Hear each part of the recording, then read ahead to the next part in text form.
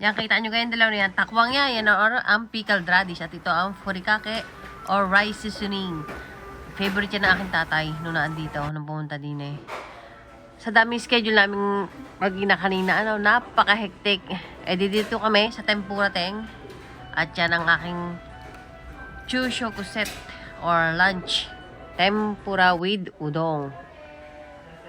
At ito naman sa aking anak. Soba with mixed tempura. Favorite niya yan. Yung soba na yan. Yung men na yan. Mas favorite niya kaysa udong at saka ramen. At ito naman ang aking udong. Anak niya yung mga... O siya. Kami sa sobrang gutom namin sa daming pila sa ospital. Ay dyan na muna kayo at kami lalabang na muna. Sayonara. Bye!